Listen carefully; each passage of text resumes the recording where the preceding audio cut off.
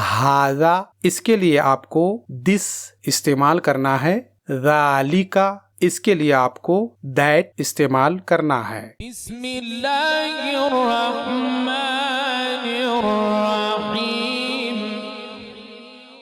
पिछले वीडियो में हम इस सबक की 3 एक्सरसाइज करा चुके हैं। उन्हें देखने के लिए ऊपर की आई लिंक पर अभी क्लिक कीजिए या फिर इस वीडियो के डिस्क्रिप्शन बॉक्स में जाएं। और आज हम इस सबक की चौथी और आखिरी एक्सरसाइज करेंगे।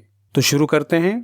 यहाँ देखिए exercise 4, translate the following sentences into English, यानी नीचे के जुमलों का अंग्रेजी में तर्जमा कीजिए। ध्यान दीजिए कि इस एक्सरसाइज में अरबी के 2 इसमें इशारा यानी डिमॉन्स्ट्रेटिव प्रोनाउन इस्तेमाल हुआ है। एक हाजा, इसके लिए आपको दिस इस्तेमाल करना है। दूसरा ज़ालिका, इसके लिए आपको दैट इस्तेमाल करना है। ठीक है, तो अब आपको यहाँ से नीचे के अरबी जुमलों का अंग्रेजी में तर्जमा खुद से करना है। यानी तरीका यह है कि मैं पहले यहाँ के एक एक करके अरबी जुमलों को पढ़ूंगा और पढ़ने के बाद मैं खामोश रहूंगा। इस खामोशी के दौरान आपको उस जुमले का अंग्रेजी में तर्जमा करना है।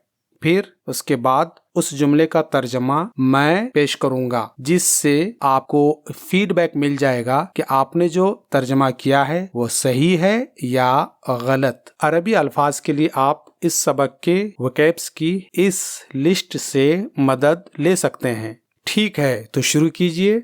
हाज़ा बाबुन, दिस इज अ डोर। ज़ालिका बैतुन, that is a house.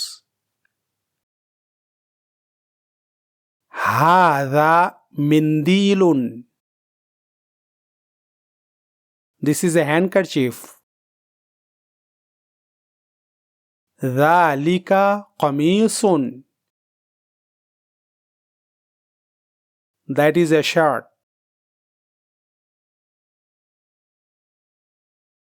हाज़ा जमलुन, this is a camel. ज़ालिका हिमारुन, that is a donkey. हाज़ा वलदुन,